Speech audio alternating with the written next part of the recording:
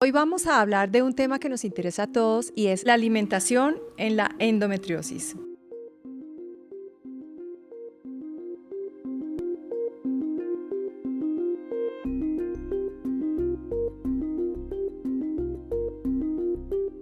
Vamos a conversar delicioso en términos de ayudarle a toda esta audiencia que nos está escuchando acerca de la endometriosis y cómo la alimentación influye de una manera tan importante en esta patología que puede ser perfectamente tratada y sobrellevar una muy buena calidad de vida. Mi nombre es Sandra Nieto y hoy nos acompañan dos personas muy especiales.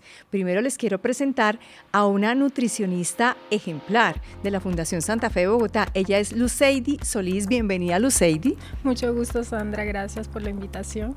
A ti, muchas gracias por estar aquí. Y por otro lado, también es muy especial que tengamos a una paciente nuestra, una paciente con endometriosis. Ella es Lisly. Lisly, bienvenida. Hola, mucho gusto, gracias por la invitación y por estar acá. A ti. Luceidy, primero que todo queremos saber un poquito más de ti al respecto de por qué quisiste estudiar nutrición, qué te apasionó para llevar a esa carrera tan bonita. Bueno, Sandra, digamos que la nutrición es un pilar muy fundamental en varias, patologías. Está muy presente en la actualidad. Como vemos, hay muchas enfermedades cardiometabólicas que pues necesitan el apoyo de una alimentación saludable, balanceada y que también sea equilibrada. Ya tengo 14 años de experiencia en este campo. Mi motivación siempre es mejorar la salud y la calidad de vida de las personas. Actualmente estoy en la clínica de endometriosis de la Fundación Santa Fe y estoy realizando una maestría en salud hormonal y tengo una especialización también en salud hormonal. Lisly, y ahora contigo. Es muy bonito cuando nosotros en los podcasts empezamos contando qué es una patología o qué es una enfermedad. Generalmente nos lo dicen nuestros profesionales de la atención en salud, una nutricionista, un doctor, una enfermera, en fin. Pero qué bonito desde la voz del paciente nos explique qué es endometriosis. Claro que sí. La endometriosis es una enfermedad crónica inflamatoria. Ella se comporta igual que el cáncer. Es un tejido similar al del endometrio que va creciendo en otros órganos del cuerpo y donde se implanta, pues prácticamente va dañando ese órgano y es muy inflamatoria, muy dolorosa. Es bastante complicada y difícil de sobrellevar, pero pues con el tratamiento adecuado y de verdad que con una buena alimentación que influye muchísimo, parte fundamental del tratamiento, se puede llevar a una mejor calidad de vida. Lastimosamente poco conocida, pero pues gracias a estos espacios y a todo el trabajo que hemos venido haciendo desde hace mucho tiempo, ya cada día es más conocida y lo importante es que se logre detectar temprano porque ella tiene varias etapas, por así decirlo. Bueno, muy bien. Ya entrando aún más en materia es inflamación. Hablemos de inflamación. Porque uno puede decir que la endometriosis es una enfermedad inflamatoria. ¿La endometriosis inflama o nace de la inflamación? ¿Cómo es? ¿Qué es primero? La endometriosis inflama, ¿sí? Digamos que en la endometriosis, ¿qué ocurre? Hay una alteración hormonal porque hay una desproporción o un aumento exagerado en la producción de estrógenos. Los estrógenos generan acumulación o infiltración de varios órganos de nuestro cuerpo o varios lugares de nuestro cuerpo de tejido endometrial que no debería estar ahí en esos lugares, deberían estar en la parte ovárica, ¿sí? Esto genera inflamación y la inflamación también va generada por otras alteraciones hormonales, ¿sí? Un estrés crónico relacionado a todos estos síntomas gastrointestinales, ya sea por estrés, por fatiga, por dolor intenso, ¿sí? Por estreñimiento, algunas, como lo explicó muy claro, las pacientes varían una a otra. Algunas pueden tener estreñimiento, otras pueden tener deposiciones diarreicas y va relacionado más en esa parte del ciclo menstrual. Entonces, todo esto ocasiona cambios hormonales y metabólicos, es decir, en absorción de la parte nutricional de los alimentos, ¿sí? Porque genera una resistencia o mayor resistencia a la insulina. Un buen porcentaje de mujeres con endometriosis no solamente sufren de sobrepeso, ¿sí? Que va relacionado a la estructura del peso en condición a su estatura o a su edad, sino también a esa parte de adiposidad o grasa que se puede concentrar en varias partes del cuerpo. Entonces es importante pues dejar claro que causa inflamación metabólica y va relacionada a mala absorción de los nutrientes que ingerimos en cada grupo de alimentos. Mencionaste cuando arrancabas a hablar de que es una enfermedad como desconocida, pero que hemos trabajado mucho y que ya no es tan desconocida y que poco a poco hemos hecho una buena labor. Entiendo que has estado involucrada en este tema de darla a conocer. Cuéntanos un poquito. Yo soy voluntaria en ASOCOEN, que es la Asociación Colombiana de Endometriosis e Infertilidad, y pues de que nosotras tenemos un lema de sana una, sanamos todas, y para mí es muy sanador poder ayudar a las demás, poder dar visibilidad y que sea más conocida. De verdad que una persona que no la conoce, a mí me hubiese encantado, por ejemplo, en mi adolescencia, que me hubiesen hablado de esta enfermedad y de que existía con sus síntomas. Entonces hubiese dicho, bueno, es posible que yo la tenga, y de que sea muy conocida para evitar eso, y que si alguna niña, un adolescente que tiene sangrado abundante, por ejemplo, que es uno de los síntomas más frecuentes, se pueda dar a conocer, y que muchas niñas, oye, yo tengo estos síntomas, y puedan acudir al médico, de que ya hay un protocolo de diagnóstico. ¿Cuáles son los exámenes de rutina, de control, sin necesidad de que esté la enfermedad y tampoco de asustar a nadie, no tratamos de eso, deben hacerse las personas desde la adolescencia? ¿Cuáles son los exámenes que hay hoy en día?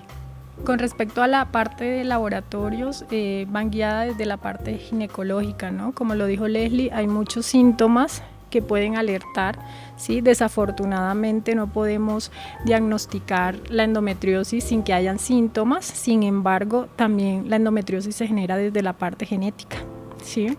Entonces a veces desde la parte familiar, si tenemos algún antecedente, podemos prevenir. No es normal sentir dolor intenso con las menstruaciones, no es normal que las menstruaciones sean abundantes, irregulares, no es normal sentir cansancio, ¿sí?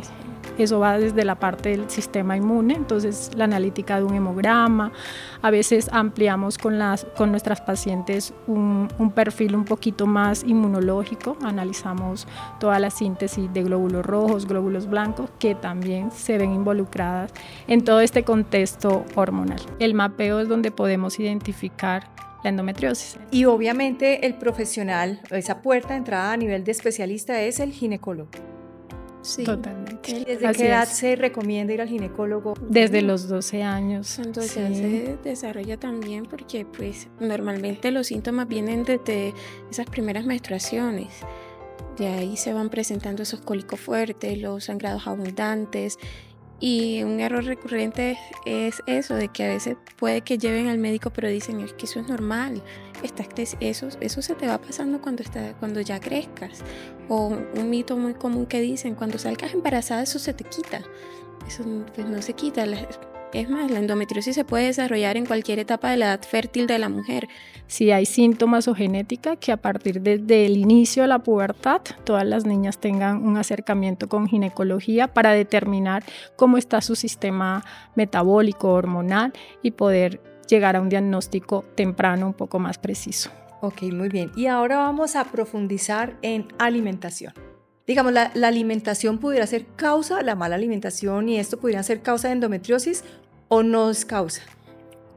Puede estar involucrada, ¿sí? ¿En qué sentido? Que la parte hormonal se altera con muchas sustancias tóxicas que tenemos no solamente en el ambiente, sino en los alimentos procesados. Por ejemplo, en nuestra cultura alimentaria actual, el 60 o más del 60% de nuestra canasta familiar son alimentos procesados. Omitimos mucho esa parte nutricional de información en etiquetado nutricional y se nos facilita mucho lo que ya está listo, ¿sí? Porque no tenemos tiempo. Entonces eso estructura una alimentación un poquito más prelista, ¿sí? Lo que no tenemos en cuenta con esa alimentación es las adiciones que contiene, que pueden generar daño en nuestro sistema endocrino, ¿sí? Que va relacionado no solamente a hormonas, sino a las enzimas digestivas, o a aquellas hormonas y enzimas que se encargan de todo el proceso de absorción y metabolización de los alimentos. Entonces, no está directamente relacionado porque la alteración hormonal es genética o va relacionado a los genes, pero también la alimentación influye muchísimo en empeorar pues esa tendencia o empeorar los síntomas. Entonces, ese es el antes. En el durante, bueno, hay un diagnóstico de endometriosis. Entonces, por ejemplo, Leslie, ¿qué alimentos o cómo es esa aproximación a la nutrición cuando hay endometriosis? Bueno, lo ideal es llevar una alimentación antiinflamatoria, no digamos dieta como mal dicen, es antiinflamatoria, una alimentación que sea sin azúcares refinados, o sea, sin harinas que contengan gluten, porque el gluten tiende a inflamar más, sin lácteos, los lácteos inflaman muchísimo, y cada mujer nuevamente es un mundo. Hay unas que pues que un alimento le caiga peor que otro y pues ahí cada quien va viendo, pero pues lo ideal es eso, sea sin gluten, sin lácteos y sin azúcar, porque son alimentos que inflaman aún más y empeoran la condición de la endometriosis. Sí, yo estoy diagnosticada desde el 2018 y en 2019 conocí este tipo de alimentación por la médico que me trataba en Barranquilla. Yo estaba muy acostumbrada a comer dulce porque mi mamá hace repostería tradicional, entonces prácticamente todos los días comía un postrecito, una tortica y pues todo eso se veía reflejado cuando me llegaba mi ciclo. Entonces, pues la idea es que sean los alimentos menos inflamatorios, los que hagan muchas verduras, todo lo más natural posible. No hay estructura de un régimen alimentario ideal, ¿sí? Existen diferentes tipos de dietas, pero no todas se asemejan a la condición actual de cada paciente. Hay que mirar siempre desde el punto de vista nutricional, ¿sí? Desde el punto de vista de aceptación, adherencia a ese régimen o ese tratamiento nutricional, pero también hay que mirar la cultura alimentaria. Lo ideal es hacer una variación, o sea, que nuestra alimentación sea variada, no solamente en el tipo de proteínas, sino también en el tipo de frutas y vegetales. El régimen alimentario no está estructurado en solo dar proteínas o alimentos de origen vegetal. Hay un requerimiento que va relacionado también a la actividad física de esa paciente, a esa composición corporal, que va relacionado también a qué meta nutricional tengo con la paciente, ¿sí? Desde su estructura corporal. Entonces habrán varios alimentos. Yo creo que en la parte de grupos lácteos, carnes, algunas frutas, algunos vegetales, deben mantenerse en la rigurosidad de sus porciones, en la rigurosidad de la frecuencia de consumo, más que todo evitar. La palabra evitar genera trastorno emocional, ¿sí? Genera, bueno, trastorno sonó muy fuerte. La palabra evitar genera preocupación emocional, sí. Exacto, sí, porque a ti llegar al nutricionista y que el nutricionista te diga no puedes esto, cuando es tu cultura alimentaria, sí, no es lo ideal. Entonces hay que hacer un tránsito, sí, y hay que mirar más bien la selección de esos grupos de alimentos. Bien. Tenemos preguntas de la audiencia que también quieren saber sobre el tema, y aquí Patricia López nos pregunta si se debe acudir a un nutricionista especializado en salud hormonal y endometriosis o un nutricionista general. ¿Cómo es? ¿Existen esas especialidades? La alimentación es sumamente importante, es un pilar fundamental en todas las etapas de la vida. Desde la parte hormonal influye muchísimo, como ya lo hemos mencionado durante esta charla. Claramente es importante manejar todo ese contexto hormonal. La mujer pasa por ciclos menstruales o ciclos ovulatorios diferentes en toda la etapa menstrual. Precisamente esa ingesta desbordada o esa ansiedad por ingerir dulces sucede más en esa etapa de menstruación, ¿sí? Y que nos va a ocasionar pues mayor inflamación con esas grandes ingestas. Entonces, en definitiva, sí es importante tener una asesoría nutricional que vaya guiada desde la parte hormonal, ¿sí? Hacer un seguimiento de cómo están funcionando nuestras hormonas, porque no en todas las mujeres funciona de la misma proporción. Habrán personas que tienen niveles, por ejemplo, de colesterol colesterol en rango normal, pero habrán pacientes que van a tener los niveles de colesterol alterados. Así pasa con todo el perfil ferropénico, con toda la parte de la absorción de glucosa. Entonces sí es importante tener esa guía estructurada, individualizada para cada paciente. Muy bien, y Mariana nos pregunta desde Facebook, ella dice, ¿en cuánto tiempo con buena alimentación y nutrición puede empezar a ver los cambios? Eso va a depender, como lo hablamos acá con Leslie, va a depender de cada persona, ¿no? Habrán personas que generarán o digamos realizarán los cambios de manera inmediata y no generarán ningún estrés o ninguna mala relación con respecto al alimento. Habrá otras personas que les costará un poquito más y con ellas tenemos que mirar varios mecanismos, estrategias alimentarias, ¿sí? Entonces el mensaje siempre va a ser tener una alimentación no solamente balanceada, ¿sí?, sino que sea equilibrada a los requerimientos de cada persona, ¿sí?, que nos alimentemos de una manera consciente. Cuando lo hacemos desde una parte de conciencia y no restrictiva, pues los cambios se van dando con el tiempo. Pueden ser a las semanas, al mes, ¿sí?, incluso un poquito más tiempo, pero sí se ha evidenciado que la alimentación, Leslie es un claro ejemplo, sí. La alimentación disminuye en muchos contextos, ¿sí?, desde la parte inflamatoria en cuanto a síntomas, pero también metabólica. Que yo diga, no, es que siempre soy súper restrictiva y con eso, pero pues si tengo la opción de comerme algo saludable, algo que sé que me va a caer bien, a algo que no, pues yo prefiero lo que me va a caer bien. Y ahí está el aguacate. Entre las verduras pues también está que es aprender a conocer nuestro cuerpo y saber qué nos puede caer bien y qué no. A mí la espinaca, todas esas hojitas verdes me caen bien, otras que no les caen muy bien, pero a mí sí. El 90% de mi alimentación es así. Entonces digamos que si de vez en cuando me como algo, pues no me va a pasar nada, no siento la diferencia. A que si fuera algo que yo comiera todos los días. Pero en cuanto a los postres, sí, eso sí lo cambié. Pues Luceidi y Leslie, muchas gracias. Este tema es muy amplio, o sea que podríamos quedar conversando más podcasts, más momentos y sin duda pues invitadísimas a volver.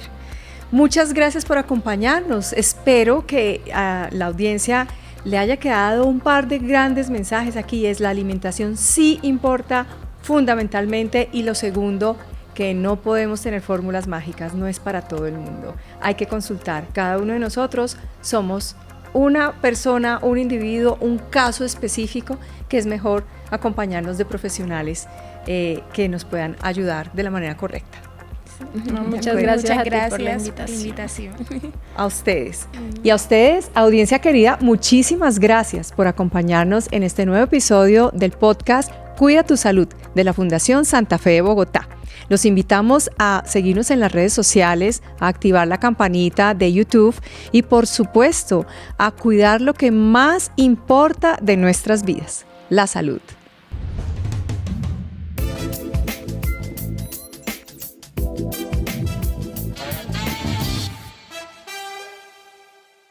Vigilado por Supersalud.